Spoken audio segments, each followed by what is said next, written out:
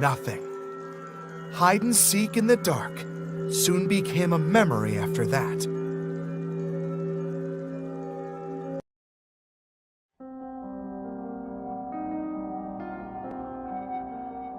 This happened a few weeks ago. I live in California and have always been good friends with this kid named Ethan. We had all the same interests, so we got along great. But that's besides the point. There's this old abandoned house a few blocks away that has been vacant for years. I have no idea why it was never fixed and sold. The point is, it's abandoned. All the neighborhood kids are always telling rumors about the place. And to be honest with you, I never thought they could be true. The house was creepy as fuck though. So one night, while Ethan was staying at my house for the night, we decided to sneak out at like 1 a.m.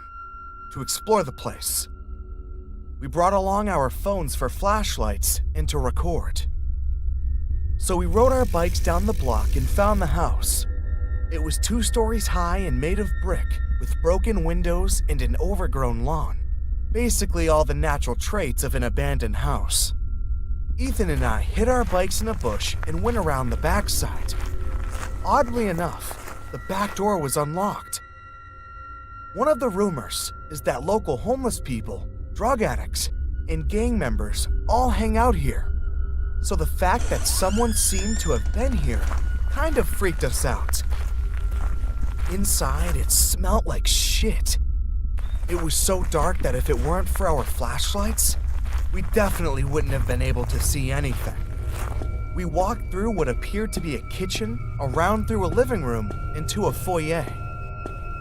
Just as we were about to go upstairs, there was a sudden, loud thump. Ethan and I both jumped and stood frozen. Dude, I think someone's up there, I whispered to Ethan. Yeah, no kidding, he said back. Let's check it out. Dude, are you fucking crazy? I said. But Ethan either didn't hear or ignored me, as he was already halfway up the stairs. As much as I did not want to go up there, I decided to anyways because there was no way in hell I was staying down in the dark alone. We got upstairs and heard an identical thump down the hall. Holding up my phone to continue recording, I reluctantly followed Ethan down there. We approached the doorway and glanced through to see someone standing by the window. It was so dark, all we could make out was a brown sweater he was wearing. We knew he had to know we were here because we had already shown the flashlight on him. Ethan began to cautiously walk towards the guy. I stood back by the doorway. Ethan walked up to the guy, strained his body to look at his face, and screamed.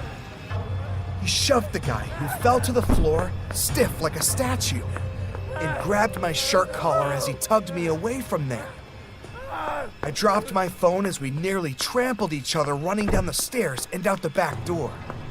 We got on our bikes and pedaled fast as possible back home. Apparently, when Ethan had walked up to the stiff man, he realized that the man was some sort of taxidermied human, with black sockets where his eyes had been taken out. At the same time, he heard a crack in the floorboards from across the room and saw the silhouette of a man huddled in a dark corner watching him. We had the nerve to go back to the house a few days later to try and find my phone, but it was gone, as the taxidermied human and whoever was in that house. We didn't dare report it to the police for fear of getting busted for breaking and entering and sneaking out at night. I know, I guess that sounds stupid now. Ethan and I are still great friends in high school, and this memory is still one we will never forget for as long as we live.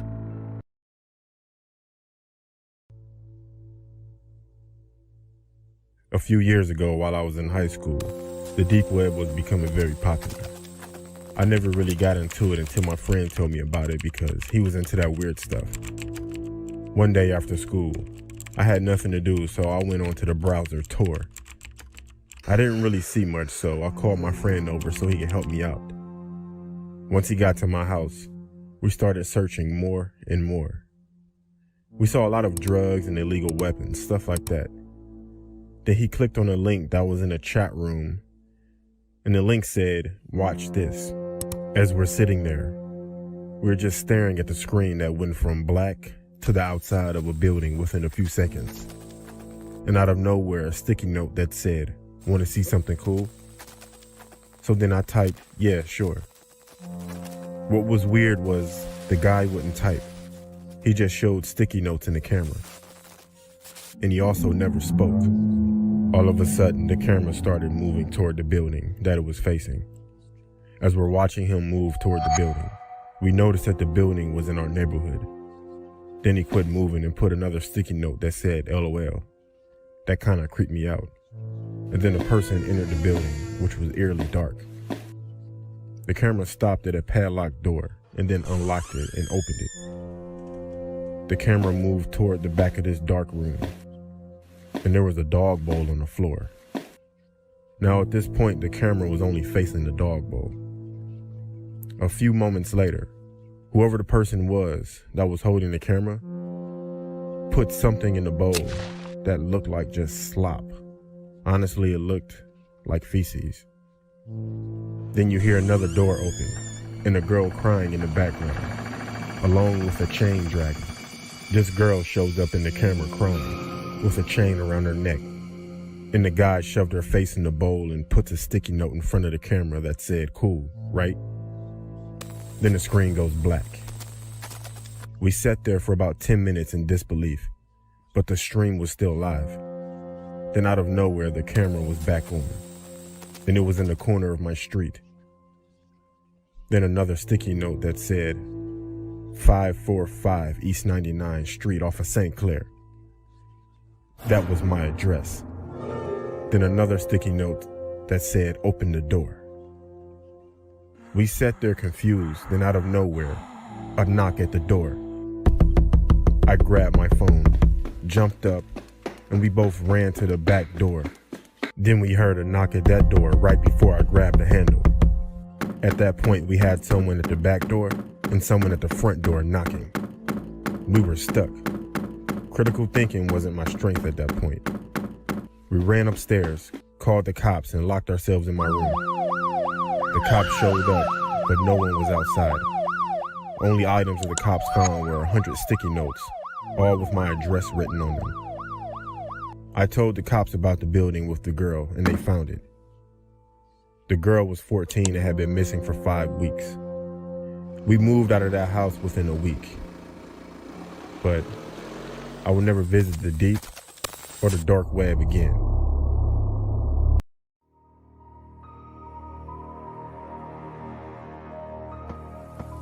One day, when I was in the 6th grade, on a rainy day, I was walking home. On my walk, which is about a mile or so long, I had to walk through a cemetery. Not a stereotypical, shabby, haunted one, but one that had many people walking through and was usually full of maintenance employees. I remember walking by a group of them sitting on benches on a break. I thought nothing of it, as he stood up and started walking at a fair distance. After a bit, I looked back at him and he looked down quickly. He was in the same baby blue uniform as the others and had a gray beard, but I made out a name tag, Frank P. As the other workers faded from sight, he was still behind me. I began to worry. A moment later, he called out, "It's wet, huh?" in a friendly voice. I chuckled politely and agreed.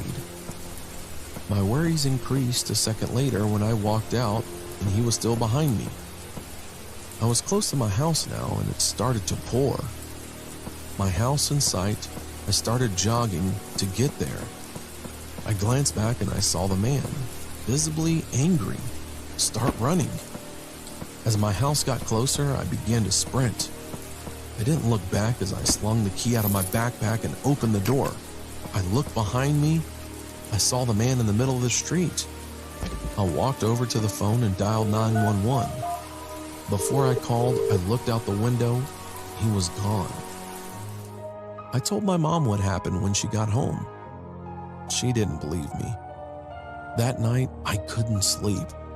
There was lightning outside, and I could see occasional shadows from the flashes through my window in my living room. I lay watching the flashes when I saw a strange outline. I looked closer and saw an outline of a man. I stood up and walked out of my room. I walked into the living room. It was completely dark outside. I stood in the doorway and waited. A car's headlight illuminated the pale, shallow face of Frank P. I ran into my room and locked the door. I never saw him after that night. But whenever I see that baby blue uniform, I think back to that night and that haunting image of a skeletal, unnatural face of Frank P.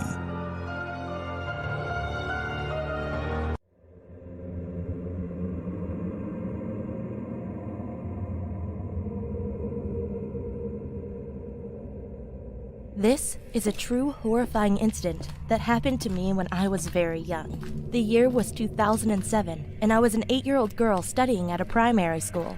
The school was old, and it was built after the war and Japanese invasion in my country. I heard that there were Japanese army men and local people killed on the land brutally. And many teachers and students claim that they have encountered paranormal activity. Although I've never seen anything paranormal at the school, this place still gave me a creepy vibe. My class was located on the 2nd floor, just beside the girls' bathroom. The chilling part is, we could see an old cemetery park from there before entering the bathroom. One day, when I was studying in my class, I wanted to pee, so I asked the teacher's permission and went to the bathroom. I got into the first stall and locked the door. There was no light or anyone in there. It was just me. Everything was silent until suddenly, someone banged and kicked the door that was in front of me. I was in shock and froze for the first seconds. I don't know why, but I didn't scream for my life. I just quickly pushed against the door so the person wouldn't break in. After a few minutes, the banging stopped. I waited for a few more minutes and opened the door. There was no one in there.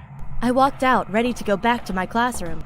Then, I saw a student with broad shoulders and chocolate skin standing opposite of my direction. He was looking at me with a smile on his face.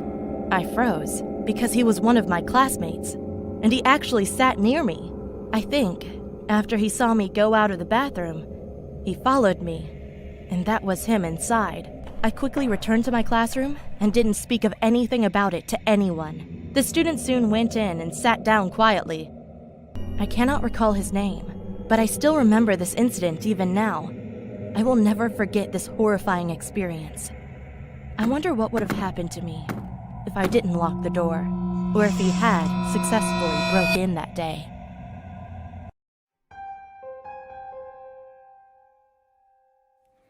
This happened a few months ago when my family and I were driving back from my aunt's house in Carmel.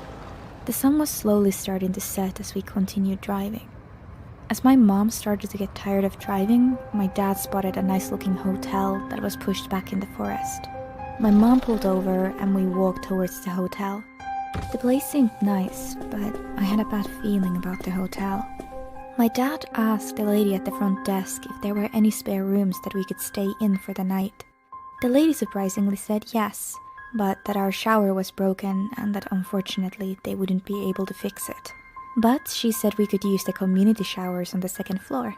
We took the elevator up to our room and set down our things. I decided before I went to bed that I would use the community showers. As I walked to the showers, I realized that they were much different than normal showers. To start off, there was a door connecting the boys' community showers to the girls' community showers. Secondly, instead of shower curtains, they had glass doors. So much for privacy. As I looked around, I realized the showers were completely empty. I thought to myself, if I took a quick shower, then I wouldn't have to worry about anyone walking in. I hopped in and washed myself. As time went on, the glass started to get very foggy and I couldn't see anything outside. I heard the door that connected the boys' showers to the girls' showers open. Why the hell would a boy want to come in here? Since I couldn't see anything, I decided to wipe my hand on the glass to get rid of the fog.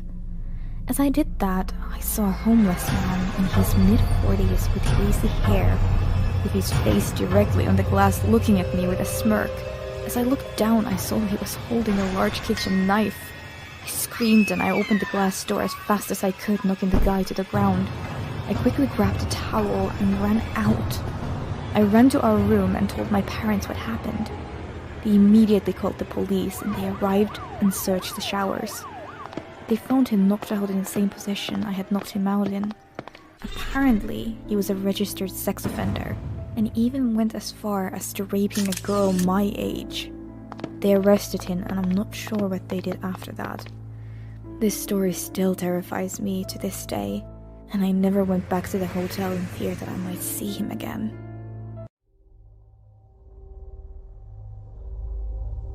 My name is Victor, and I'm 23 years old. I have a story that happened to me when I was 17 years old. I work as a carpenter at a local building company, and this happened at the period when I was a trainee for the same company. We were renovating a very old apartment building from around the 1960s that was going to be school classrooms for a school that had bought the building. As many carpenters, we were working on Friday, which basically means that we started earlier the rest of the week so we could go home early on Fridays, which means it was a lot of very early mornings. So one day, I was on my way to work at about 4:30 in the morning and was walking the usual way to my bus. It was about 1 kilometer. It was through the block I was living on and then through a small path in the forest, about 200 meters. By this time in the morning, it was still pitch black because it was winter and I live in Sweden, so the path through the forest was like a black hole. So I grabbed my phone and put the flashlight on, an old iPhone 4S by the way, and began walking the small path. About halfway on the path, I heard a crackling noise from my right and flashed my light in the direction and saw nothing. I just figured it was an animal or something. At the end of the path, I heard the crackling noise again, but this time it was much closer. I had always been a little paranoid in the dark, but was trying to get over it. But I began walking a little faster anyway, keeping an eye behind me the whole time. When I arrived at the bus station, I sat down, waiting for the bus, and was saying to myself that I was a coward for being so paranoid about a small sound I heard. I could see the forest I walked through from the bus station because it was only about 50 meters from the station. And when I looked at the path, I saw a man standing behind a tree right under a street light about 10 meters to the right of the path, and he was clearly watching me. He was wearing black pants and an old light blue, almost pastel-colored jacket, like it was from the 80s. I felt a bit sick when I realized he was watching me, even though it was only for about 20 seconds before I saw the bus arriving from around the corner. I immediately felt relief when I saw the bus. So I stepped on the bus, and it was as usual completely empty. I sat at the back of the bus and looked back at the forest to see if the man was still there, but he wasn't. When the bus began to take off, I heard a thud right beside my window. I quickly looked at the side and saw an arm reaching up to my window waving at me, and the arm was wearing a light blue jacket. I didn't have time to see his face because he was wearing a hood, and the bus had already taken off. On the way down to downtown, I tried not to think about the man, but it was so hard because it was so weird, and something like that had never happened to me before. I eventually got off the bus at my bus stop and began walking to the building where I had my working clothes and my gear. It was really close to my bus stop, so it only took me maybe about 5 minutes to walk there. When I arrived at the door to the building, I grabbed my key and was about to put it in the keyhole when I saw in the corner of my eye, peeking out from the building's corner, that man in the light blue jacket standing, looking at me. I quickly unlocked the door, ran inside, locked it behind me. After that, it was 2 more doors. Both needed an access card, so nobody without the card could get inside. After the first door, it was a long hallway. To the left, only lit up by a few lights in the roof, and a ring in front of you. It was the second door that led to my locker in the coffee room. I ran as fast as I could, I was shaking at this time. There is no way I could think of how he could have got down here so fast. I put on some coffee and changed to my working clothes. It was completely quiet in the room. It felt like hours before my coworkers showed up. When they finally showed up, I felt the best feeling in a long time. When it was time to get started with working, we began walking towards the elevator that led up to the top floor, which we were currently working on. When we arrived at the top floor, I realized I forgot my helmet in the locker. So I took the elevator down, went through the 2 doors, and got my helmet, and was making my way back up to the others. When I had opened the first door and was standing in the dark hallway, I froze. I heard someone whispering my name from the back of the hallway. I looked down the hallway and saw the same man, the same light blue jacket. He was standing there looking at me. Then he said something I will never forget. "You look so peaceful when you sleep, Victor," he said in a deep but shaking voice. I felt my whole world shatter when he said that. Then I ran for it. I opened the door and slammed it behind me. I ran to the elevator and smashed the button to the top floor. It felt like I was going 100 floors before I got to the top. I ran to the others and told them what happened. They just laughed at me and thought I was silly, saying that nobody can get in there without a card. I planned to call the police, but I didn't for some reason. Probably because I didn't want to look like a coward in front of the others. Eventually, I never saw that man again. I don't know if I was hallucinating or he was really there. I have no idea.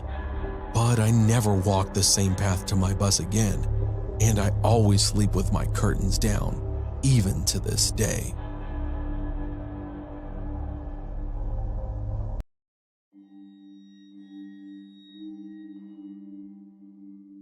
I was 10 years old, and I was home alone. But that wasn't a big deal because we lived in a small city. My mom and dad were at my grandma's house. I couldn't go because I was sick. It was around 9 p.m. when I was about to go to sleep. My room was really small, and it only had one window facing my bed. That window to me was kind of scary, because when you're a little kid, your imagination can sometimes go wild. At that time, it wasn't my imagination, though. Like I said, I was about to go to bed when I heard a loud scream coming from outside. It was really scary, but I tried to be quiet so I could listen to what was going on outside. Nothing was happening, though. It was really quiet, like nothing had happened at all. Quieter than normal, actually. Some time had passed, and everything seemed okay, so I just laid down and tried to sleep. 1 hour later, I heard that loud scream again, but this time, it seemed to be closer. I froze. I was so freaked out I couldn't even move. 30 minutes later, again, the same scream. At that point, I was about to cry. I don't know why, but that scream wasn't just a scream. It was at this high pitch, and it was just so creepy. Finally, 15 minutes later, I saw something at that window. It was a really skinny woman, and she seemed so happy for some reason.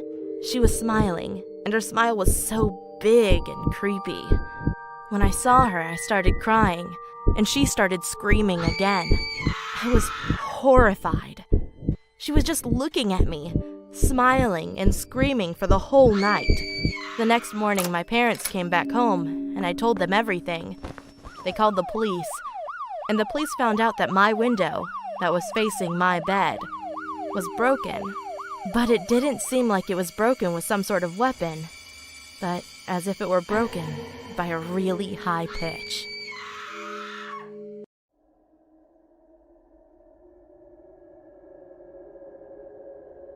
I was 10 at the time this happened.